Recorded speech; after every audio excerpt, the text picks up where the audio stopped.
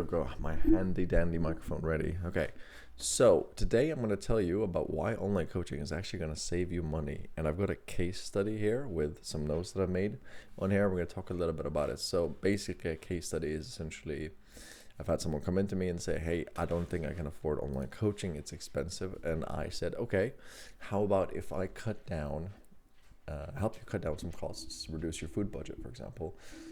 I guarantee you I can save you money, and online coaching will save you money. And they were like, okay, say less. So essentially the goal was 2,500 calories a day, save money on food. And we had a protein target of about 160 grams, right? So 2 grams per 2 kilos. So nothing crazy. And we set up a few principles and kind of going to get into it and then to the meat basically. So a lot of it came down to these main points, which was planning weekly and buying things in bulk. So that's honestly the best hack you're going to get in. To the average parent, the mom, the office worker, this might actually be normal, or in a couple in a relationship. Like, people tend to buy, but a lot of people actually don't think or plan ahead in bulk, and that's the most important thing. So if you buy your shopping for the week and you eat the same stuff, you might hate your life a little bit, or maybe not, but you'll save money and you'll know exactly where your costs are going. So that means you buy, you've got 7 days, you're looking at 120 grams of chicken breast a day. Cool. Buy a kilo. That will set you up for 1,000 grams, right, for the whole week basically, and you can spread it up into amounts, and there's your protein. That's the main thing. So optimizing macros and protein was important. Frozen vegetables and bulk carbs. That's honestly, I feel like, an easy one that I do on autopilot. But again, it's not something that's been trained in people, students, or just habits that you may not have grown up with or picked up from school or college. So basically, buy a lot of frozen veggies and buy a lot of your carbs in bulk. Frozen veggies are easy, they're cheap, and you can store them for a long time. And carbs in bulk, I have like a 5 kilo bag of rice, and it works out to being like a third of the cost to buying small bags of rice. I just have a giant bag of rice sitting. Those Asian stores, the importing, exporting stores, tend to also have a lot cheaper food to think about.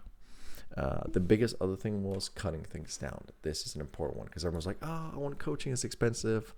And then we explore like, where are your spending habits and what you're doing? And it turns out that it's like, well, you've got bad habits. You're buying sodas, you're buying snacks, you're buying meals on the go. And you're like, oh, it's 50 there, it's 30 there. I'm talking about Norwegian crowns now. It's like €5, 5 quid here and there. But it adds up quickly. Like a meal deal in London, what used to be like 3 quid, was it now 5 quid, 7 quid? It's like 25 quid a week. That's like a lot of money. And you're not getting anything good necessarily there either. You could also say, oh, it's not a lot of money for the lunch. It is, but it is. Like, it adds up quickly if you are trying to eat in bulk to a sustainable, maintainable diet plan that's going to save you money. So using like a small budget to basically stretch you out, having like a small buffer zone on the weekends to buy things that you might want to enjoy. Like, for example, I'll recommend buying a box of chocolate ice creams. That's like 120 kroners for 10 or 15 of them. That's your dessert. That's your snack. That's your freedom, basically. Like, again, the goal is to save money. The goal is to stick to a budget and get your goals, to get you to your goals in fitness. This is not, hey, let's build a lifestyle and make you comfortable meal plan. This is not that. This is like, there's a reason why we're being stingy to it. So, baking bread is also a very big one. Actually, buying the ready-made dough bread is so much cheaper. I think it works out to something like 3 crowns, which is like 30 pence, 30 cents per slice of bread. If you compare it to the average store-made sourdough or good bread, not like the cheap, steep stuff, So it actually works out really good. And like small changes, like replacing milk with water in your oatmeal. When you make your oatmeal for breakfast, that will save you, a couple kroners, and that couple adds up every week and every day and every year. You have to think long term. It's not like, what can I substitute or save today? It's what can make the difference 3, 6, 8, 9 months from now. That's the biggest thing you have to look into. Using whey protein is also a very good one instead of dairy snacks. So like per kilo or per gram of protein powder tends to be cheaper than buying, say, cottage cheese per, you know, protein ratio. And it might not be the most enjoyable, but also I don't mind protein powder with oatmeal. It's actually a very good combination. Cottage cheese is great, but also a lot of people are intolerant, and also it's like expensive. So again, smart choices. And again, going back to the snacks and spending habits, it's cutting stuff out. That's the thing that's going to save you money. So cutting alcohol out, because you're dieting, you're training, you're focusing on yourself. So stop spending money on drinking and night food, because you're prioritizing yourself.